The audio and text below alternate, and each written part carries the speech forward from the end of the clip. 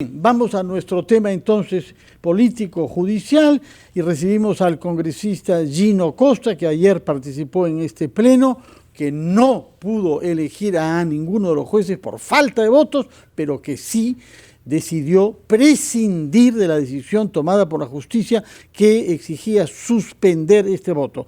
Gino Costa, muy buenos días. Fernando, buenos días. Muchas gracias por la invitación. Quisiera que nos comente primero el tema de fondo, el tema institucional jurídico, y luego vamos a las circunstancias del voto, porque hemos escuchado hace unos instantes a la presidenta del Poder Judicial repitiendo lo que parece obvio, que las sentencias judiciales deben ser respetadas, pero hemos visto ayer a muchos colegas suyos que prácticamente actuaban como si fueran boloñeses en Arica y que pensaban que iban a resistir hasta el último momento y que se irían presos desde ahí. Ha habido un exceso de retórica y pocos argumentos. ¿Cómo ha vivido usted el día de ayer? ¿Qué es lo que rescata como argumentos utilizados en uno y otro campo? Mira, lo primero es que, como ha dicho la presidenta del Poder Judicial, las decisiones judiciales, nos gusten o no, se cumplen. Si no nos gustan, las apelamos. Si la medida cautelar ordena subsanar una irregularidad, sería bueno que el Congreso la subsane de inmediato y espere a la decisión de la instancia judicial superior, sin menoscabo de que se critique lo que haya que criticar de esa decisión judicial. Pero hay que acatarla, no puede ignorarse una decisión judicial, porque si se ignora, lo que va a ocurrir, lo que hubiera ocurrido ayer si se elegía alguno de los magistrados con 87 votos, cosa que no ocurrió, es que esa elección se anula, que el Tribunal Constitucional no la reconozca y que, digamos, los congresistas que votaron en esa elección sean pasibles de ser denunciados. Uno, por infracción a la Constitución, porque la Constitución es muy clara en ese sentido, y dos, al Código Penal, que señala que es desacato a la autoridad, ¿no es cierto?, incumplir con una orden judicial, y eso lleva una pena entre 3 y 6 años, de manera que lo que corresponde, yo espero que hoy día, con más tranquilidad, a la luz del debate público que ha tenido lugar sobre este tema, que ha sido un debate nacional e internacional, además se han pronunciado la Comisión Interamericana de Derechos Humanos, varios organismos, ¿no es cierto?, imprime la sensatez, y a la luz también de los resultados de la elección de ayer, Fernando, se pueda reconsiderar la decisión de continuar con esta elección hasta que se pronuncie, como digo, la Sala Superior, que tiene que revisar la apelación sobre la medida cautelar adoptada por la jueza Soledad Blásido. Sí, Gino, ¿cómo está? Muy buenos días. Mónica, buenos días. Quisiera ir un poquito más de fondo. He estado leyendo varios comentarios de uno y otro lado, pero hay un comentario del doctor Azabache que sí me parece interesante poder analizar en el sentido siguiente. Hay 3 situaciones de intento de definir el Tribunal Constitucional cuando ya se ha excedido el tiempo de mandato de los actuales. Desde el año 2013 han venido sucesivamente en el Congreso. O sea, hay un tema de fondo en la posibilidad de buscar y generar procesos que sean estables. Ya no me refiero específicamente a este. O sea, yo creo que han sido situaciones fallidas, el Congreso no ha estado a la altura, y estamos hablando de varios congresos, o sea, no solamente uno, ¿no? Un Congreso unicameral, sí es un foro político, pero ¿qué es lo que pasa de fondo? O sea, ¿qué es lo que está ocurriendo en el tema de fondo? Más allá de una interpretación de solo la coyuntura, o sea, no se está pudiendo hacer. Y entonces, ¿qué es lo que hay que hacer para dar esa estabilidad que requiere el país, ¿no?, en momentos tan tenebrosos y tumultuosos como lo que hemos vivido en los últimos 5 años? Yo creo que en este momento lo ideal sería detener el proceso actual y cumplir con la suspensión decretada por la jueza, porque un clima de polarización, cuando no sabemos cuáles son los resultados electorales, cuando ya hay un nuevo Congreso, en fin, no es el mejor momento. Ahora, pero eso es lo inmediato, pero en el tema de fondo, sí, eso es lo inmediato, ¿no? En el tema de fondo estoy de acuerdo contigo, quizá ya el próximo Congreso debería revisar, ¿no? Si es el Congreso el llamado a elegir, si es el Congreso el llamado a elegir de esta manera, quizá podría elegir en base por ejemplo, a propuestas hechas por otros poderes del Estado en base a un, digamos, proceso riguroso de selección de candidatos, y es el Congreso que toma la decisión política, pero en base a candidaturas presentadas por otros poderes del Estado. Es lo que ocurre en Colombia. Hay otros países del mundo, como Estados Unidos, donde es, digamos, el Congreso el que elige, ¿no? Pero respetando, pues, ciertos estándares de transparencia, de imparcialidad, para asegurar que el resultado sea un tribunal imparcial e independiente, porque es en la práctica el máximo tribunal de justicia del país, protege el respeto a la Constitución, es la garantía de que se respeta la Constitución y los derechos fundamentales. Entonces hay mucho en juego.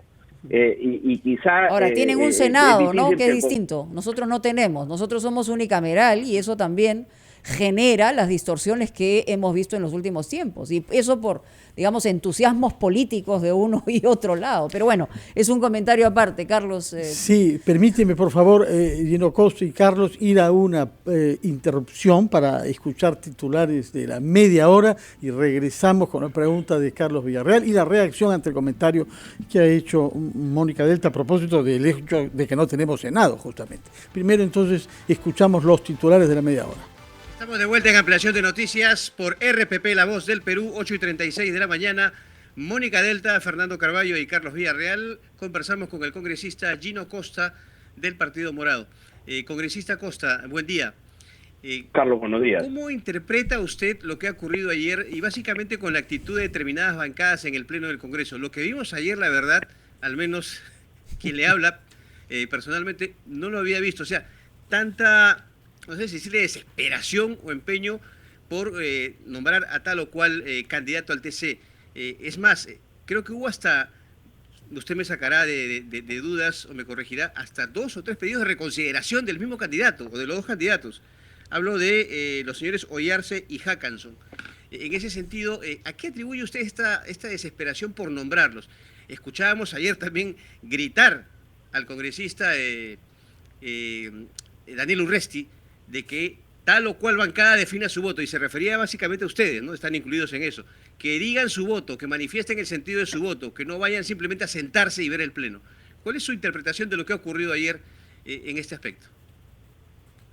Bueno, ha sido una jornada dura, pero finalmente, felizmente, gracias a la bancada morada, el Frente Amplio, la bancada de FREPAP, que había sido parte del proceso hasta muy recientemente, porque recuerda usted, Carlos, que la bancada morada y el Frente Amplio abandonaron el proceso en noviembre, porque consideramos que no se estaban llevando las cosas adelante bien, y en ese momento la mayoría de bancadas decidieron que lo mejor era dejar esto para el próximo Congreso. En abril, después de la primera vuelta, esto se reconsideró y se retomó el proceso. Nosotros no hemos sido parte de eso, pero FREPAP acompañó el proceso hasta el final.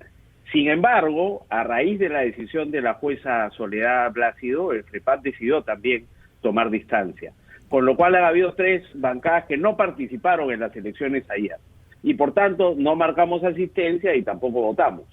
Lo que quería el congresista Urresti era forzarnos a votar a favor o en contra, sin entender que la decisión de no marcar asistencia y no expresar nuestra voluntad era una forma de decir que no queríamos convalidar el proceso porque consideramos que el Congreso está aberrando al continuar y seguir adelante con esta elección. Pero fue, como tú lo has dicho, Carlos, una jornada muy tensa, muy difícil para quienes la condujeron. La presidenta del Congreso decidió bajar al llano de manera valiente, dio a conocer su opinión en contra de la opinión mayoritaria del Congreso, sabiendo que corría el riesgo, ¿no es cierto?, de darle la excusa perfecta para volver a presentar una moción de censura contra ella, que es lo que quieren todavía varios de sus adversarios.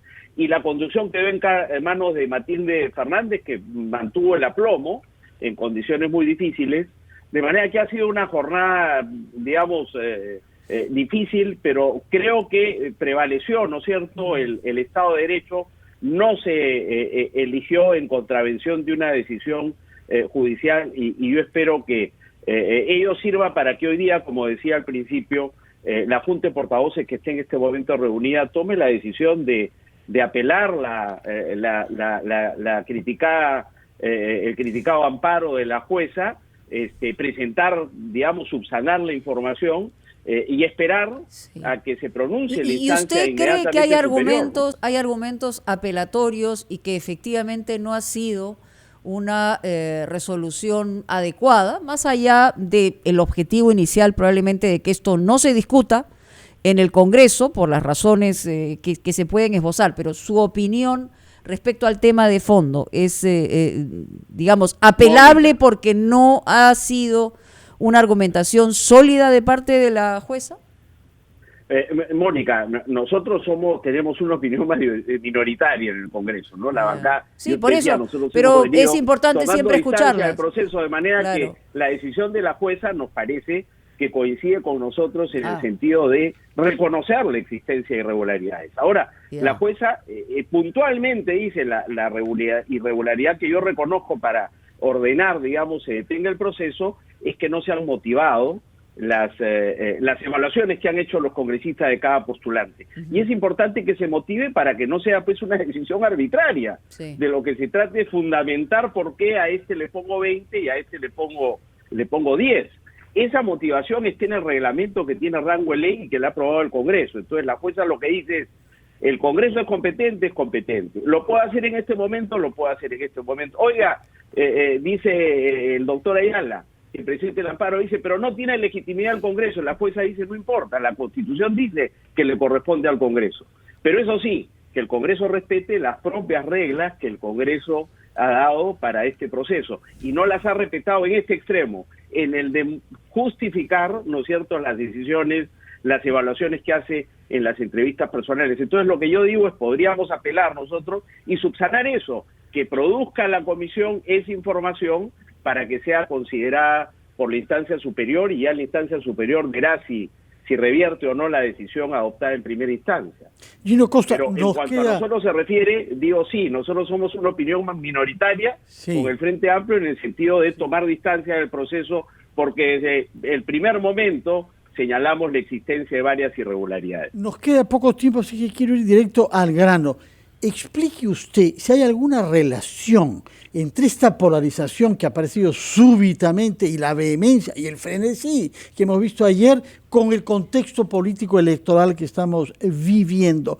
He planteado la pregunta a varios de los congresistas que ayer mostraron más furor para votar y dicen que no, que es una decisión totalmente pensando en la eternidad y que no tiene nada que ver con las circunstancias, pero deslizan algunas referencias al autoritarismo que debe ser controlado.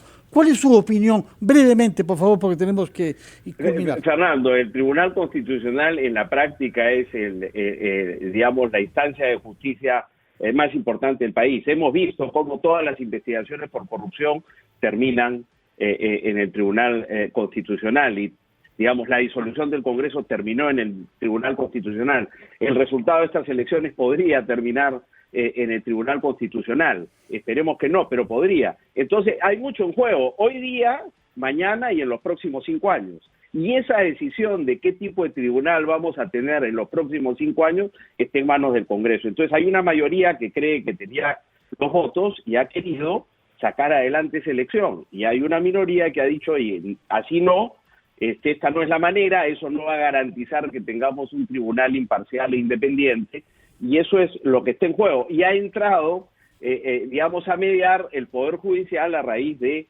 una iniciativa ciudadana que está contemplada en la ley, ¿no? Muchas gracias. Es muy incómodo para la mayoría que quería cerrar este tema antes de que concluya nuestro mandato, pero hay que, digamos, reconocer que es una prerrogativa que tienen los ciudadanos, y el Poder Judicial está actuando también en el marco de la Constitución y la ley. Muchas gracias por sus explicaciones y por su tiempo, Gino Costa, congresista del Partido Morado. Vamos a escuchar anunciantes y regresamos con una congresista de otra bancada que ha tenido una posición diferente el día de ayer, María Teresa Cabrera.